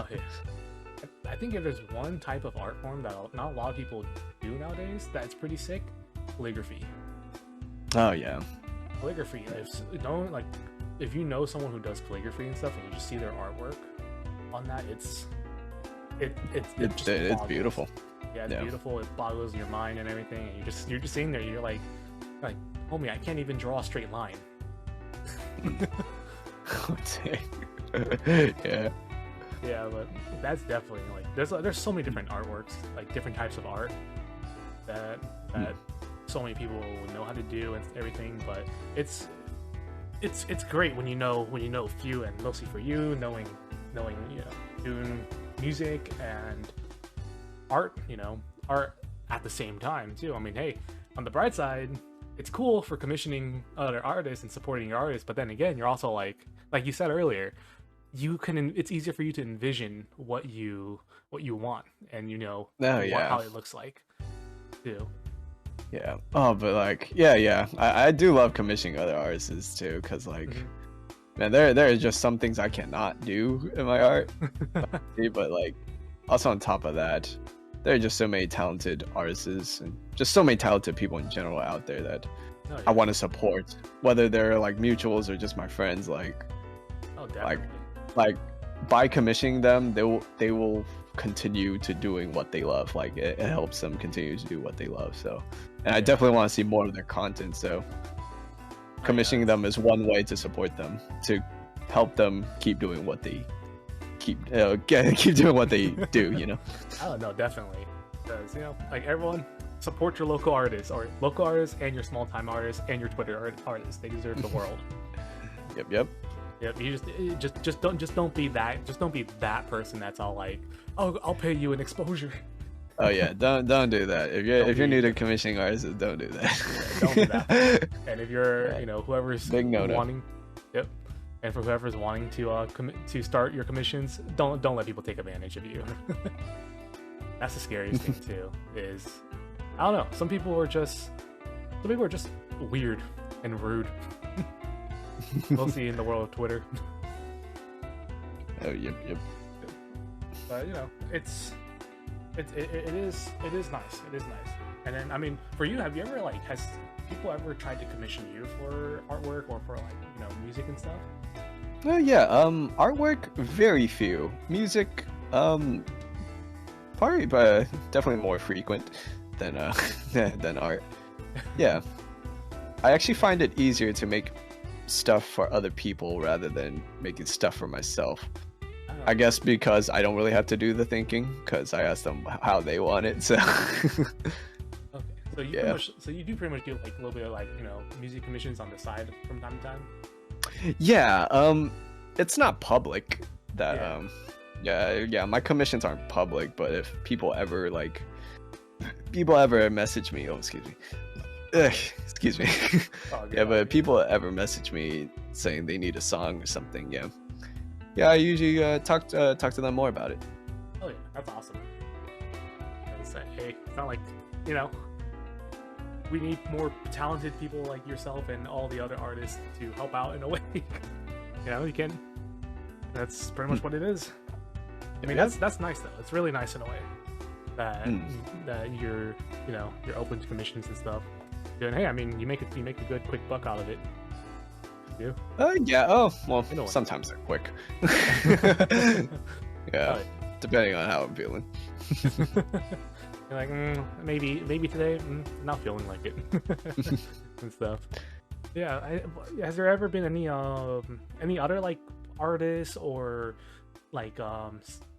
music artists that you've come in contact with or have hit you up and hey, you want to do a collaboration in a way that you kind of had just to think for a bit and kind of debate whether or not you should or not? Man, I haven't done a collaborative work like that in quite a while. Well, technically, my last collab was Hachima Club Banger 3000. Oh heck yeah! But other than actually having with all the promo work and all that stuff, putting out a big song, I guess. I haven't done that in a hot minute, I'd say. Yeah. I gotcha. It's all good there. I guess the closest things are when I asked Tofi or Bao to work, but yeah, that's probably the closest to it. But I guess working with another producer, I haven't done that in a very long time. Yeah, I mean, it'd be pretty cool though in the future if that comes along. Yeah. Definitely. Oh yeah, I definitely want to work more with my friends and the because I have so many ideas, but I also have so many unfinished or finished stuff that needs other assets and work to be put out, such as artwork and stuff, that I don't have the time to. Yeah, that's another thing, because I give myself so many responsibilities, like artwork, making the teaser video, all that stuff. I have no time for literally anything else. Hey, I mean, treat yourself sometime, give yourself some breaks. Oh yeah, that's important. Yep. Drink some water. Oh yeah. Stay hydrated, stay full. Yep. The little things in life that help out a lot, but again, appreciate all the work that you put out. That's for sure. Not just me, but the whole, everyone that, all the fans, pretty much. Because yeah, as annoying as it'll end up being, if there's anything I'm thankful for, it's definitely your music. Yours, Kotori's, Synthion's, Trifect, pretty much the whole gang. You guys, I'll be honest, you guys are the first people who introduced me into this kind of this world of music, and not only that, but kind of like broaden my horizons with music. Because for me, I was your typical, I listened to pop music, American pop music kid. Yeah. Oh, but that means a ton that we're able to do that. Like honestly, if they're still watching, it definitely means a ton to them too. Like just having people to listen to our music and just have it out there, like to, I guess, almost like change people. Whether it's just that's how powerful it is, you know. It really is. That's for sure.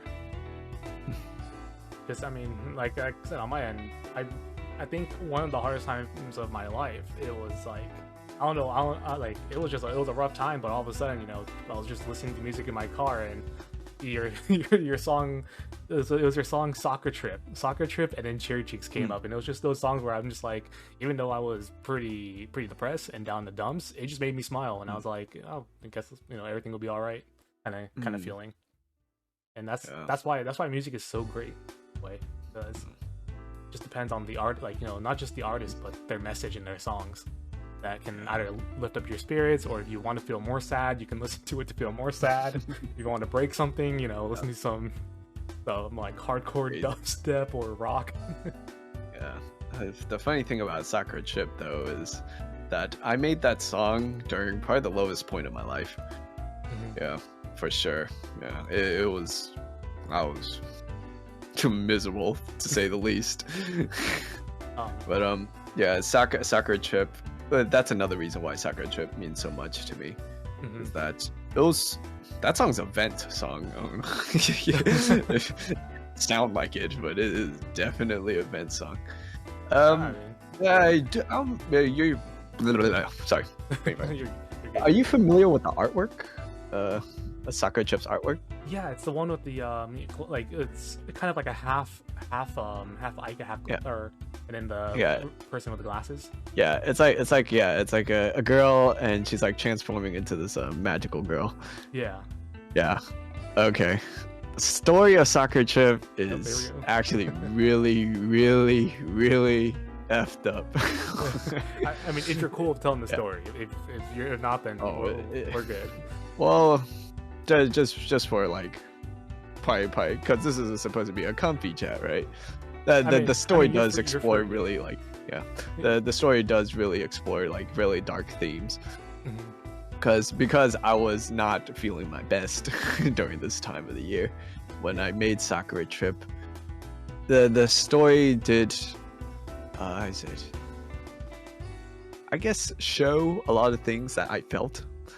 Like I even had like this animatic storyboard thing that I completely lost of the animation that I wanted to make a music video for Soccer Trip.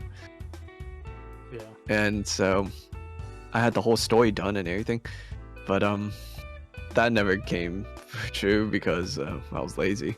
But but yeah, Soccer Trip explores the story about a girl who has pretty much kind of given up on everything, and her way out was through extreme means, you could say.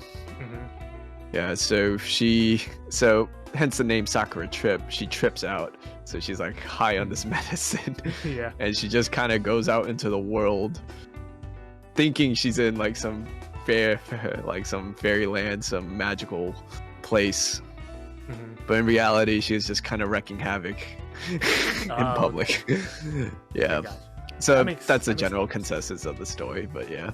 I see. Yeah, that makes, honestly, that makes a lot more sense going into the, because I Soccer Trip, listening to it too, like, you know, from a listener's point of view, it does sound like, you know, your typical happier music, but it is, you know, the one thing that I noticed is that it's slow. It's a little bit slower than some of like your past songs and even like the ones now. There's like a little bit of a weird change to it that I just couldn't put my finger on it, but it was something. Yeah. That song is definitely weird, and you can't tell the dark undertones just from listening to it unless you actually know the story. But yeah, it's just like, and that's a lot. That's a lot of my songs, if I'm being honest. No, it's awesome. It's awesome to kind of go deeper into like the actual meaning behind the songs and stuff, because that's what makes it more special in a way, or more like eye popping and ear popping for the listener. Yeah. That's why like I said, if I am someone that I can sit down with anyone and just listen to their stories for everything, because I'll be honest, that's like the best thing, and also one of my favorite things to do. Ah. So, I mean, Oh, if that's the case, perhaps maybe one day we could sit down around an actual campfire or something, and I'll tell you the entirety of Ad Infinitum. Like, I remember, for me to explain the entire story, it took me maybe 6 to 7 days. Oh heck yeah! But maybe like an hour or two, maybe like 2 to 3 hours each day, just explaining certain points within, like, because it's a multi-arc story. It's quite long. So we're talking about like Kingdom Hearts lore. Oh no! Kingdom Hearts lore is kind of garbage. Well, they kind of tarnished it with 3. Yeah, but 3. like, they did 3 dirty, dude. Yeah. But in terms of length, it is, but my friend just calls it the Bible for some reason. Because I guess the Bible's long, but it is quite a grandiose story without a convoluted and confusing storyline like, Kingdom Hearts. It gets to the point. That's the biggest difference. Yeah. I hope Square Enix doesn't see this. Me talking smack. Please, we love your game. Just work on your story building. Don't disappoint us next time. No, but it's great stuff, and I mean, heck, I'm excited to see what you're gonna dabble your toes into when it comes to the video games and stuff. Because that part's gonna be pretty sick. Oh yeah, that's probably the thing I'm most excited for, honestly. Yeah, finally going into that. Oh yeah. Definitely excited and happy for you for trying out new things that, it's always great. You always want to try out new things before it's too late to try them. Yep. That's the biggest thing. Like, if there's one thing the old folks taught us right, is do it before it's too late. Yeah, but sometimes it's never too late. Sometimes, I feel. That's true. Yeah. Definitely agree. Yeah, you can always start something. It doesn't really matter how old you are. Yeah. Oh yeah. I mean, also goes out for like another big question, but if let's say there's a new a small artist or someone who is just starting out with music production and or art in general and stuff, is there any advice you would like to give them, or kind of like any encouragements? Because I know it's scary out there to get everything, because it's the mindset of people are going to critique me, or what if everyone hates my song, or what if everyone hates my artwork, kind of dealio. Yeah.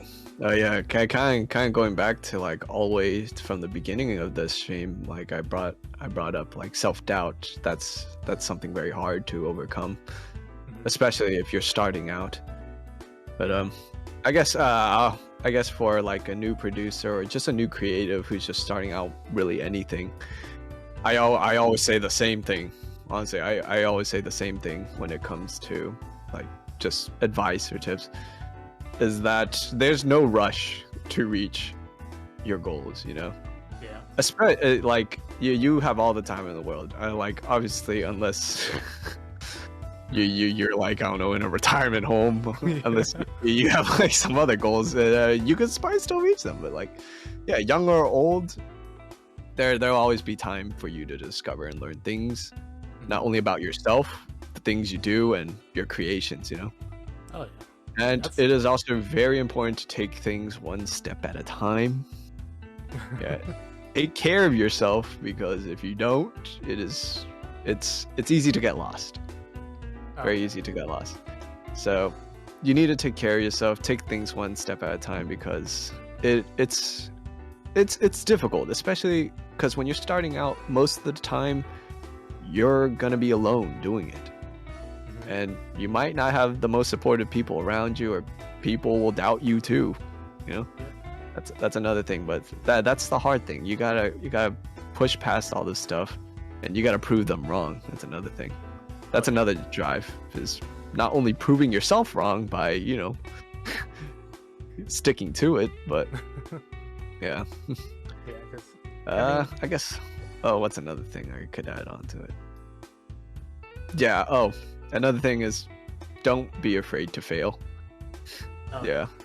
The world is unforgiving.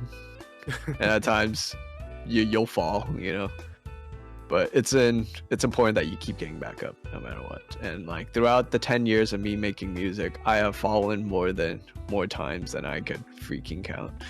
Like so many times where I just wanted to just quit, drop everything, like just start a new life almost. It's hard sometimes, and you might hit those points throughout your life, especially being a content creator of any kind, is that you need to pick yourself up when things gets. Well, I'm brain farting. Damn it. No, you're good. But you're good. I hope you all get the message. Yeah. About that, Just stay true to yourself, pretty much, right?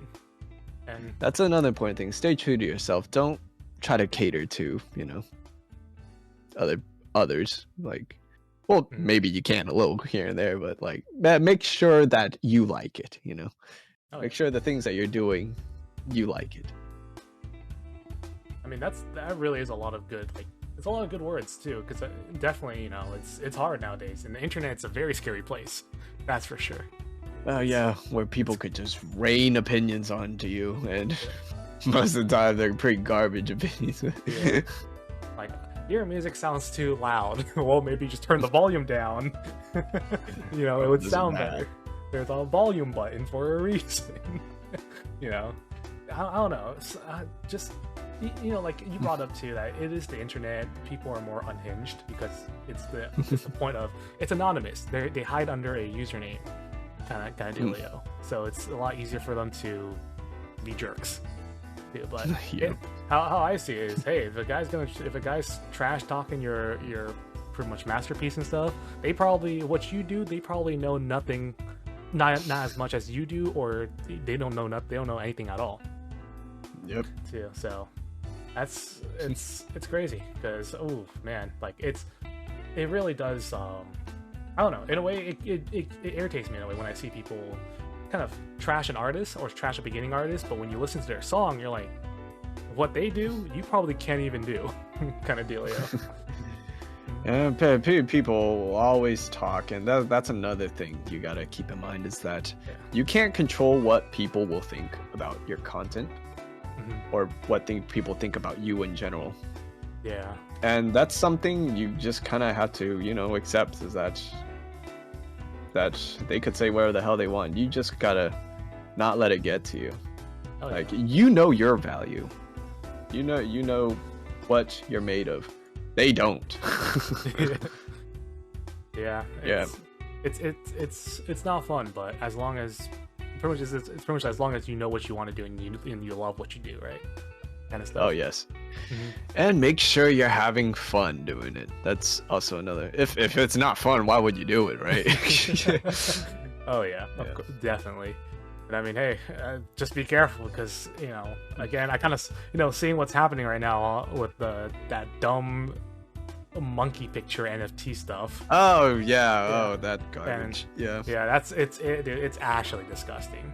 Mostly for artists like yourself. It is just that whole spiel is just it's just for rich people to get richer. It's nonsense. Exactly, and that's why, in order to counteract that, we want to just do the typical thing where we ignore it completely, or if you want to cause some havoc, just we have a mouse. It's called the right click. It's called right click and save. Yep, just save it.